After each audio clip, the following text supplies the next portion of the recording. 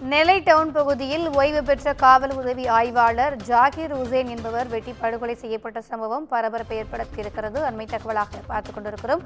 கூடுதல் விவரங்களை எமது செய்தியாளர் சிவகுமார் வழங்க கேட்கலாம். வணக்கம் சிவகுமார், இந்த கொலைக்கான காரணம் என்னவாக இருக்கிறது? தப்பி ஓடிய மர்ம நபர்கள் யார் என்பது கண்டுபிடிக்கப்பட்டதா? கூடுதல் விவரங்கள்.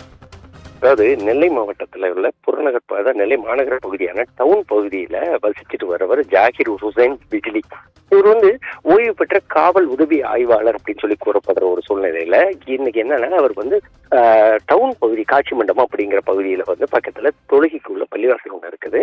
அந்த பள்ளிவாசல்ல இன்னைக்கு காலையில தொழுதுட்டு வெளியே வரும்போது அவரை மர்ம நபர் ஒருவர் அறிவாளால கழுத்து மற்றும் தலையில வெட்டுற சூழ்நிலையில அவர் சம்பவ இடத்துல இறந்துடுறாரு. இறந்தது மாநகர பகுதியில ஒரு பதற்றத்தை ஏற்படுத்துச்சு.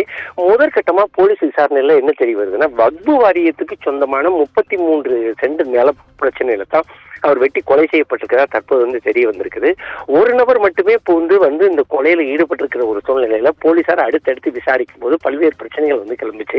என்னன்னு பாத்தீங்கன்னா, இவர் ஓய்வு பெற்ற முன்னாள் போலீஸ் அதிகாரி அப்படிங்கிறதும் 15 வருடங்களுக்கு முன்பு விஆர்எஸ் அதாவது தன் விருப்ப ஓய்வு பெற்றுக்கொண்டு அதன் அடிப்படையில படியிலிருந்து விலகினதாகவும் சொல்லி போலீசார் தரப்புல கூறப்பட்ட ஒரு சூழ்நிலையில தற்போது இவர் என்ன காரணத்துக்காக கொலை செய்யப்பட்டிருக்கிறாரு அப்படிங்கிறது குறித்து முழு விசாரணை நடந்துட்டு இருக்குது.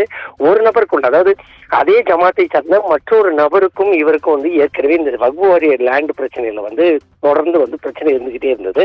அதன் காரணமாக அவர் கொலை செய்யப்பட்டிருக்கலாம் அப்படின்னு சொல்லி போலீசார் கூறப்படுற நிலையில ஒருத்தர் அந்த வழக்குல சம்பந்தப்பட்டதாக கூறப்படக்கூடிய ஒருத்தரை பிடிச்சு தற்போது டவுன் போலீசார் விசாரணை பண்ணிட்டு இருக்காங்க.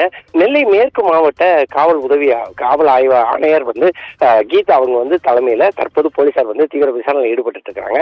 மாநகர பகுதியில கடந்த சில தினங்களாக எந்த விதமான அசம்பாவிதமும் நடைபெறாத ஒரு சூழ்நிலையில ஏறத்தாழ 20 நாட்களுக்கு பிறகு மாநகர பகுதியில தற்போது நடைபெற்றிருக்கிற இந்த கொலை பொதுமக்களிடையே ஒரு பதற்றத்தை ஏற்படுத்தி இருக்குது. திவ்யா, கூடுதல் விவரங்களுக்கு நன்றி சிவகுமார்.